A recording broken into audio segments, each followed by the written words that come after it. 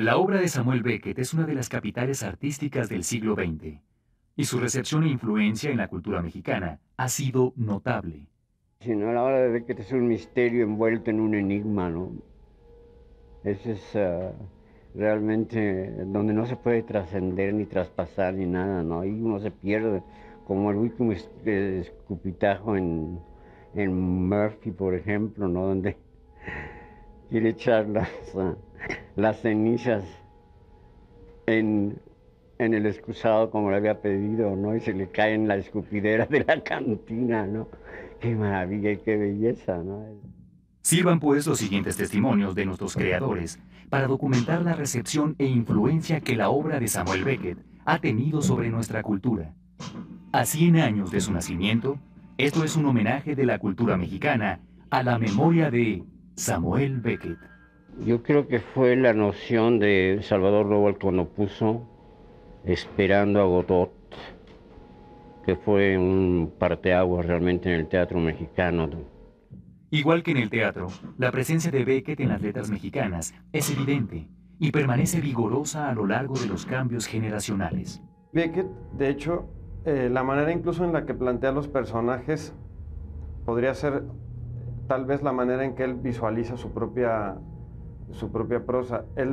Sus personajes están como aislados, no hay básicamente referencias de un lugar concreto, un periodo concreto. Sí da algunos gestos, por ejemplo, el bombín que utilizan muchos de sus personajes en el teatro, o también en su narrativa se mencionan ese tipo de cosas, y uno podría imaginarse algún tipo de paisaje, pero sobre todo son seres que parece que están viviendo después de la historia. Es algo que escribió Cioran, que eran justamente personajes luego del fin de la historia, que ya no tienen ninguna relación más que con su propia conciencia, aislados completamente y en una especie de batalla contra el lenguaje mismo, más que contra una vida o contra una situación histórica. Más bien se baten contra el fluir de su conciencia y las palabras. Por más de medio siglo, escritores, directores de teatro, críticos, poetas, editores, actores, traductores, músicos, cineastas, artistas y público en general han pensado en torno a la obra de Samuel Beckett. México no es la excepción. Sí es un autor de élite, lo que pasa es que hay un efecto muy interesante, que aunque es un autor que como nombre es manejado o leído por pocos autores o lectores, al mismo tiempo los recursos, los procedimientos que están en su escritura se han generalizado, casi yo diría de una manera, entre comillas, popular. O sea, tú encuentras esta forma de escribir a través de un vaivén de afirmaciones y negaciones, en mayor o menor medida generalizada en la literatura en general, y diría que en particular en la poesía. Él arranca de la poesía y después salta a la narrativa y más tarde al teatro. Y no eres un políglota y que en este caso tienes un conocimiento del inglés o del francés más o menos completo, tampoco tienes muchas posibilidades de entrar a la obra de Beckett. Tenemos que reconocer que las traducciones no son muchas las que pudieran estar disponibles en las librerías, y me da la impresión de que puede ser un autor que intimide a muchos valientes traductores. La traducción de la novela ¿Cómo es?, realizada por José Emilio Pacheco, encendió la flama que llevó a la lectura ávida de Samuel Beckett en México y lo convirtió en un escritor de rigor para nuestros creadores. José Emilio Pacheco precisamente tradujo la novela ¿Cómo es?, al español. Tuvo, yo creo que esa novela, esa traducción, una cierta influencia, un cierto ascendiente sobre la prosa narrativa hispanoamericana, digamos, posterior al boom. Pues a mí Beckett me deja varias huellas, ¿no? Una de ellas, yo creo que la más importante, es la traza del rigor. Es decir, si hay un escritor riguroso en la literatura de la segunda mitad del siglo XX, ese es Beckett, ¿no? Es decir, es uno de los escritores más rigurosos ¿En qué sentido lo digo? En el sentido de que su obra no es una obra así monumental. Él no pretendió, como su maestro James Joyce o como su otro modelo Marcel Proust, hacer una especie de mega obra, ¿no? Una obra monumental que trate de dar el reflejo del universo o del mundo, ¿no? Como el Ulises o En busca del tiempo perdido, sino Beckett lo que hizo fueron pequeñas piezas, ¿no? A mí esa es la traza que más me dejó. La enseñanza que me dejó fue la enseñanza del minimalismo, ¿no? Con el mínimo de elementos hacer el máximo de expresión. Eso por una parte. Es de esos autores que, te digo, no puedes evitar la lectura de Beckett. Es un autor del mismo tamaño que los que tú mencionaste, que es Borges para América Latina, que es, tú dijiste, Joyce, Proust para Francia. Lo interesante de Beckett, lo que le hace único, comparte con Conrad el cambio de idioma, ¿no? Entonces lo hace bastante único porque Conrad cambia de idiomas por razones, iba a decir yo, casi de técnica, como que él hubiera podido escribir en francés. Conrad manejaba idiomas y manejaba sin ningún problema uno o el otro. Beckett al revés, va a escoger como algunos santos van a buscar la pobreza. Él va a buscar la pobreza del lenguaje, va a buscar el lenguaje en el cual no podrá ser lírico, el lenguaje más estrecho que podrá manejar, el lenguaje que no le permite expandirse de repente, el lenguaje que es más fiel. Musique de l'indifférence, cœur, temps, air, feu, sable, du silence et boulement d'amour, couvre leur voix et que je ne m'entende plus me taire. Hay autores que contradicen todo ese trabajo que yo he hecho, porque su terreno es el de lo racional. Yo creo que Beckett básicamente es un autor que se sumerge en la esfera de lo irracional, y ahí entender quiere decir algo diferente a lo que se hace con otros autores. Es difícil intentar un análisis lógico de lo que Beckett dice. Lo que te sucede es que te das cuenta de que nacemos solos y morimos solos. Es decir, su gran, digamos, son temas que vienen de Tolstoy, ¿no? Desde la muerte de Iván Ilich, ¿no? Digamos, si habría que trazar una genealogía, ¿no? Yo creo que la soledad es la máxima enseñanza de Beckett, la soledad del individuo frente al cosmos y frente a la colectividad. Es decir, no es casual que todos sus personajes, o que la mayoría de los personajes sean seres solitarios, o que sean seres que están monologando y que siempre tienen la nostalgia de algo que se perdió. Es decir, hay una especie de nostalgia de un paraíso perdido que puede ser la infancia, en el caso de Wordsworth Howe, sobre todo en su última trilogía de textos breves, Wordsworth Howe, Il Sin, Il Sed y Company, si mal no recuerdo. En esos tres textos lo que hay es una nostalgia de la pérdida, ¿no? Es una especie de En busca del tiempo perdido minimalista, ¿no? Así reducido a su mínima expresión. Y es la nostalgia de la infancia perdida, la nostalgia de una felicidad que alguna vez estuvo ahí, como en el cuento Primer Amor, que es un cuento de los años 40, pero que publicó mucho después. Bois seul, bouffe, brûle, fornique, crève, seul comme devant, les absents sont morts, les présents puent. Sors tes yeux, détourne-les sur les roseaux. Se taquine-t-il ou les haille? Pas la peine, il est le vent et l'état de veille. Él interesa mucho la relación de una dicotomía, la relación silencio-ruido, sentido sin sentido. Y muchas de sus obras acaban en el sinsentido. ¿Y ahora? ¿Fui atractiva en el pasado? ¿Fui atractiva alguna vez? Entiéndeme bien. No te pregunto si yo te atraía a ti. Eso de sobra lo sabemos. Te pregunto si yo te parecía atractiva en alguna época. ¿No? ¿No puedes? Bueno, admito que es complicado. De momento, ya has hecho más que suficiente. Ahora acuéstate y relájate. No volveré a molestarte a no ser que me vea obligada a ello. Solo saber que estás allí, a la escucha, es más que suficiente. Creo que hay una experiencia doble al leer a Beckett. Lo que tenemos es la experiencia de lectura mientras está sucediendo, que es maravillosa, sorprendente, y una experiencia del haber leído a Beckett. El convertirse ya en beckettiano sucede después, cuando ya recuerdas a Beckett, cuando de verdad te lo puedes apropiar si es que esto acaba de suceder en algún momento.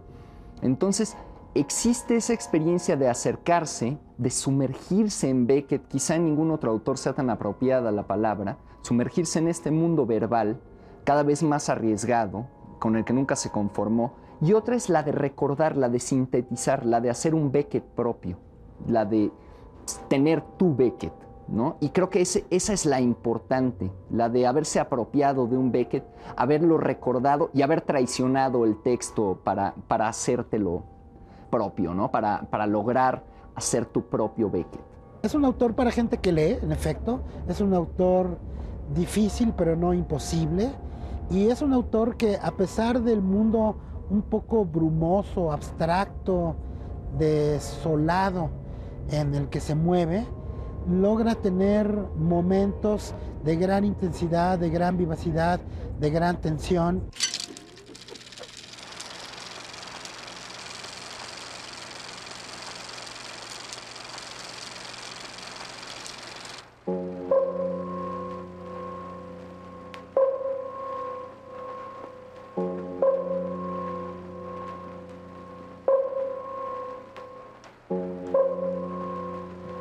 Él desarrolla su obra los 50, 60 y después, pero ahí es donde el impacto es mayor, en un universo literario en el cual hay muchas búsquedas, a veces vanas, a veces infladas, a veces inútiles, o a veces sí, con muchos logros. Vacas o fantasmas, papas o duendes, uno en medio, nombres, las personas, nombres, vacas o fantasmas, a veces voces dentro de mí heridas. Yo acariciaba algunas, a eso le llamaba amor, y si aquella voz me llamaba felicidad, pero esa era la aguja en el pajar, casi siempre solo un clamor, un ruido de motores, bocinas, en el espejo una máscara, se iba haciendo gris o transparente, rasurarse, peinarse, acicalarse un poco, solo para tener valor de mirarla. Los recuerdos pasaban de vez en cuando como aves, a veces en grupo, a veces solitarias.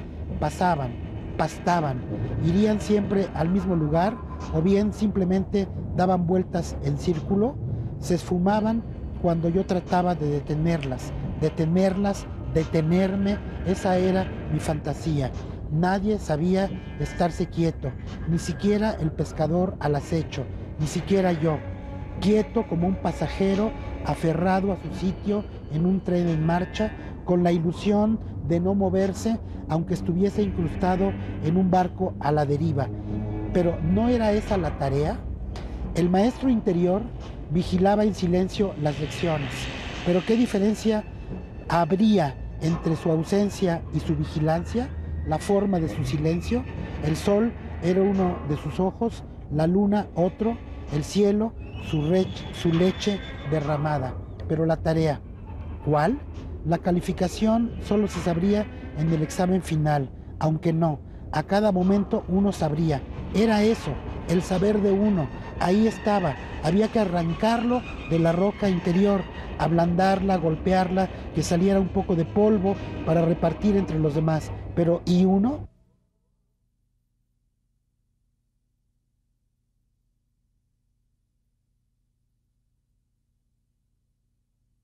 Sus aportes para mí son fundamentalmente en tres planos. Uno, el moral, tal cual, es decir, una figura de escritor ajeno a todo aquello que no es estrictamente de su labor artística. Después, una visión del mundo, se podría decir desencantada, pero que a la vez es completamente risueña, porque es un poco reírse de la miseria de la condición humana. Y por otro lado, el trabajo estilístico estrictamente, que es una literatura al límite, una prosa sin ningún tipo de concesiones, que no hace ningún tipo de concesión, que se concentra en las posibilidades expresivas de la lengua y justamente que trata de extraer lo expresivo de algo lacónico, muy concentrado, y que creo que también es uno de los pocos autores que hizo textos de primera categoría y de los fundamentales de su obra, en los últimos años de su vida, donde están textos que no son los más célebres, pero que probablemente sean sus aportes más radicales a la literatura contemporánea. Las palabras nos abandonan. Hay momentos en que incluso las palabras nos abandonan. ¿No pasa eso con frecuencia? Que a veces incluso las palabras nos abandonan. Entonces, ¿qué tiene uno que hacer para que vuelvan de nuevo? Cepillar y peinar el pelo si es que aún no se ha hecho. Arreglarse las uñas si necesitan ser arregladas. Estas cosas te ayudan a pasar los malos ratos. Eso es lo que quiero decir. Es todo lo que quiero decir. Mi relación con Beckett siguió después en la última cinta de Krapp, que me gustó muchísimo. No recuerdo quién hizo el actor, pero me encantaba esa obra. Lo hice en televisión en los 60, cuando Margarita López Portillo dirigió una cosa de radio y televisión, o de cine y televisión, cinematografía, ¿no? En uno de esos programas. También filmé otro que se llamaba Sombras, donde me acuerdo que la obra de televisión te decía que no subieras el sonido, todo en grises, ¿no? Acabo de ver ahorita en la televisión, en internet, una obra que se llama Square One o algo así, donde, en QuickTime, ¿no? Ese silencio que se expresa muchísimo en las obras de ficción, en los textos mínimos también, porque no hay que olvidar esa parte también muy bella de los textos mínimos de Beckett. Su físico es extraordinario, tiene un físico un poco como de halcón, de águila, con esos ojos penetrantes, una cresta, porque el pelo lo tiene siempre como parado, una cresta, una mirada profunda, la nariz aguileña, las arrugas que tiene. Yo diría que es uno de esos rarísimos casos en donde la figura, la fisonomía, corresponde de una manera extraordinaria a la obra.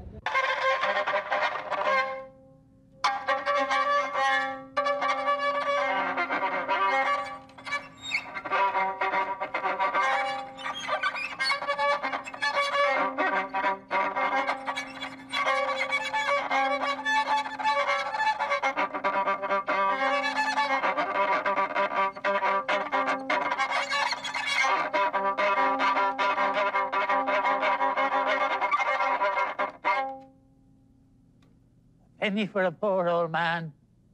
A penny for a poor old man.